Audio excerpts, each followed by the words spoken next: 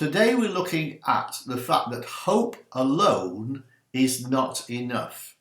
Now I'll illustrate that by a simple example from my wife's cooking. She's an expert cook, and daily she demonstrates her expertise in making home-baked bread. This is called sourdough bread, and it's basically made from flour and water mixed together with the natural yeast in the air. Every day she mixes her flour and water together, and the yeast ferments it, makes it good, and it turns it into bread. Now the Apostle Paul, Barnabas, Apollos and Priscilla compiled the masterpiece that we now know as the epistle to the Hebrews. And in chapter 4 they explain this: the glad tidings, the gospel of God, was proclaimed as it was to the Israelites of old, but the message did not benefit them. Why? Because it was not mixed with faith by those who heard it. Elpis, hope, must be mixed with pistis, faith, just like flour must be mixed with water to create sourdough.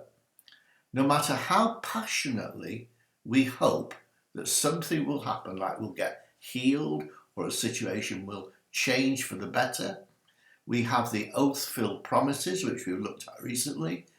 There comes a point where we have to lean our entire personality in God, in absolute trust and confidence in his power, wisdom and goodness.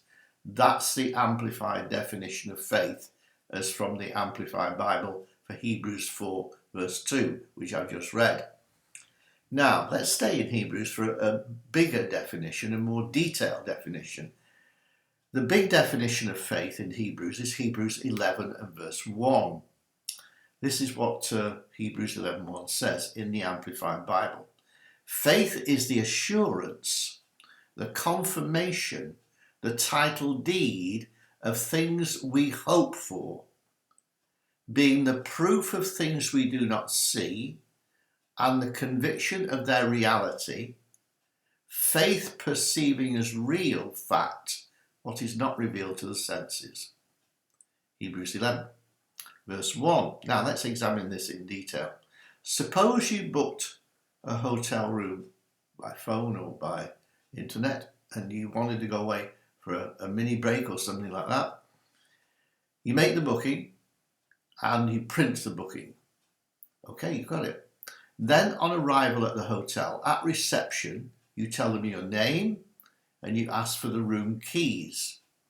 Sorry, sir, there's no room available, the receptionist says.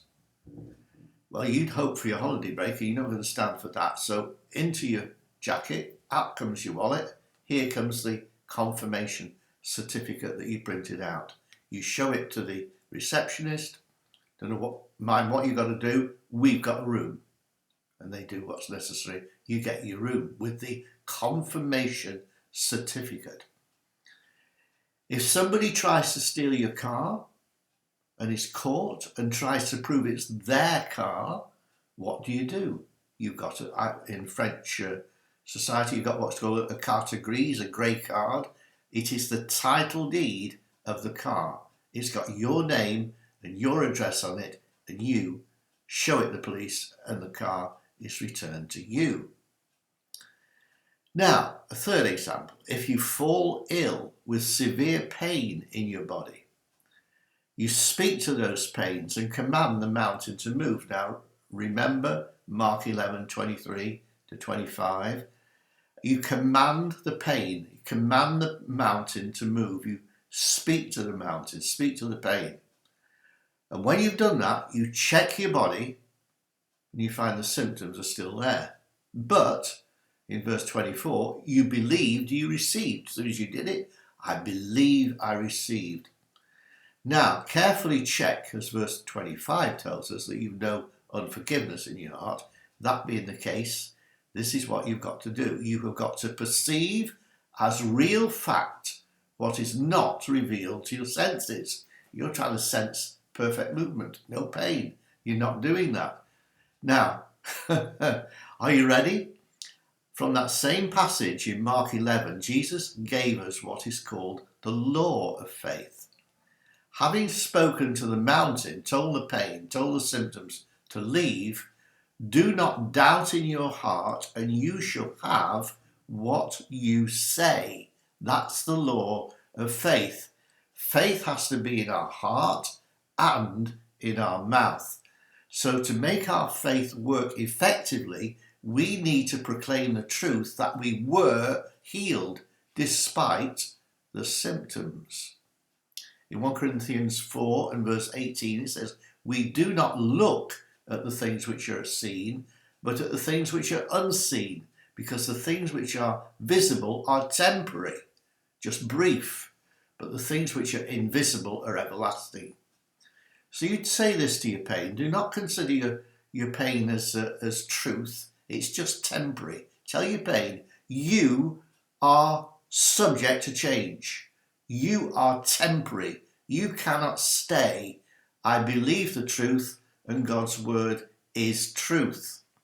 Now, here is that truth clearly stated. The Apostle Peter wrote, by his stripes you were healed, King James Version, and the Amplified Bible, by his wounds you have been healed. Whichever tense you prefer, the past simple or the present perfect, that event took place 2,000 years ago. It happened, it's done. This is a very simple but vital truth.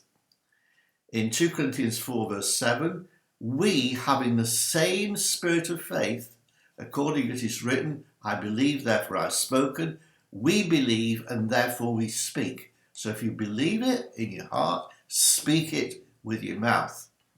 Yes, when people hear you proclaim the end from the beginning and say, no, I'm healed, well, look at your symptoms. They'll think you are crazy. But this is exactly what Abraham did. To get the promise of his son Isaac, when he was 100 years old, he had to imitate God's perspective. He spoke the end from the beginning. And in chapter 11 of Hebrews, we find the exploits of many heroes of faith, including Abraham. Let's add our name to that list by doing exactly the same thing.